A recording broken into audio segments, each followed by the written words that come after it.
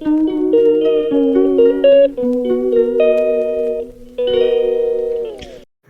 हाय, नमस्ते.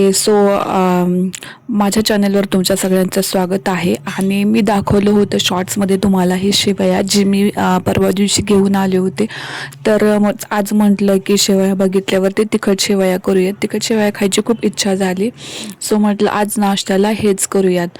मग मी घेतल्या तिखट शेवया आणि मग ते अनपॅक केल्या आणि ते शेवया खूप सुंदर आहेत, खूप छान आहेत. म्हणजे मी तर फर्स्ट टाइम बनवत आहे, पण बघूनच कळते की शेवया छान आहेत. मग मी घेतल्या एक 3 जणांच्या होईल एवढ्या अशा शेवया घेतल्या अंदाजे. आणि त्याच्यानंतरनं ते बनवायला घेतल्या आहेत. पण शेवया खरंच मी केल्यानंतरनं पण तुम्हाला दिसेलच. तर खूपच सुंदर झाल्या होत्या. त्याच्यानंतरनं मग मी किचनमध्ये त्याची प्रिपरेशन करून घेतली. एक कढई घेतली, कढईमध्ये तेल गरम करायला ठेवलं आणि तेल गरम केल्यानंतरनं आपण त्याच्यामध्ये शेवया छान अशा भाजून घेणार आहोत. आणि ह्या गव्हाच्या शेवया आहेत, घरगुती बनवलेल्या शेवया आहेत.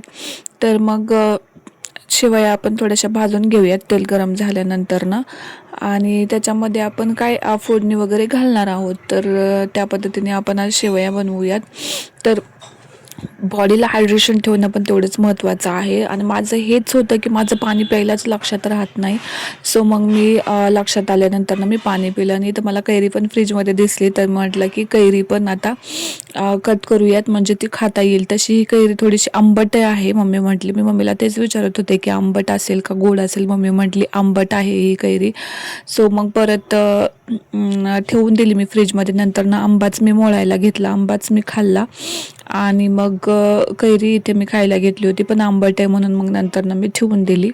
आणि मग इथं भाजून घेत आहे शेवया. इतक्या छान एक हार्डली 5 मिनिटामध्येच भाजल्या गेल्या ना, 5 पण नाही, 1-2 मिनिटामध्येच भाजल्या गेल्या. त्याच्यानंतर मी बनवायला घेतल्या.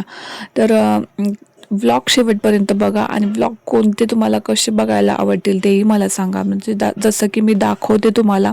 आता हा ब्लॉग तर पूर्ण मी अनकट दाखवत आहे. याच्यामध्ये मला कट करायला काय वेळच भेटला नाही. सो आहे असा मी अपलोड करून टाकला. आणि मग याच्यामध्ये मी तुम्हाला किचनचं दाखवत आहे, रेसिपी दाखवत आहे. बऱ्यापैकी मेकअप, ब्युटी वगैरे जे काही रिव्ह्यूज असतील प्रोडक्टबद्दल वगैरे, असे सगळेच रिव्ह्यू मी एकंदरीत दाखवण्याचा प्रयत्न करत असते. आणि जे प्रोडक्ट हॉनेस्टली चांगले आहेत त्याच्यावरच मला असं वाटतं की तुम्ही तुमचे पैसे खर्च करावेत, विनाकारण खर्च करू नये. सो मग तसे रिव्ह्यू मी नेहमी देत असते. आणि त्याच्यानंतर मीठ वगैरे त्याच्यामध्ये टाकून घेतलं फोडणी देण्यासाठी. जसं आपण नॉर्मल फोडणी देतो तशीच फोडणी द्यायची आहे. मग याच्यामध्ये कोणाला मटार पाहिजे असेल तर ते मटार टाकू शकतात, अदरवाईज शेंगदाणे टाकू शकतात, काजू टाकू शकतात. ऑप्शनल आहे हे, पण मला सिम्पलच करायचे होते. मला त्याच्यामध्ये बाकी काहीच नको होतं. मी फक्त कढीपत्ता त्याच्यामध्ये टाकलेला आहे. कोण कोथिंबीर टाकायची असेल तर कोथिंबीर टाकू शकता. आणि त्याच्यानंतरनं मग मी पाणी वगैरे टाकून फोडणी वगैरे देऊन हळद वगैरे टाकून ते थोडंसं वाफवायला ठेवलेलं आहे. एक 5 मिनिटात शेवया आपल्या रेडी होतील. आणि कोणाला लाल तिखट टाकायचं असेल तर ते लाल तिखट टाकू शकते. तर खूप छान झाल्या होत्या शेवया. आणि तुम्ही बघू शकता थोड्याशा माझ्याकडनं थोड्याशा जळाल्या आहेत, पण अदरवाईज शेवया खूप सुंदर झाल्या होत्या. आणि मग मी म्हटलं की चला आता विचारूया पप्पांना, देते, पप्पाच सांगतील शेवया नक्की कशा झालेल्या आहेत. तर मग मी घेऊन गेले पप्पांकडे, पप्पांना दाखवल्या. पप्पांना विचारलं कसं झालं. पप्पा म्हणले एकदम मस्त झाल्या आहेत, छान झाल्या आहे. सो मिशन सक्सेसफुल झालेलं आहे. आणि मी पण मग टेस्ट केलं नव्हतं, बघावं म्हटलं. तर खरंच खूप छान झालेलं आहे. आणि थँक्यू फॉर वॉचिंग.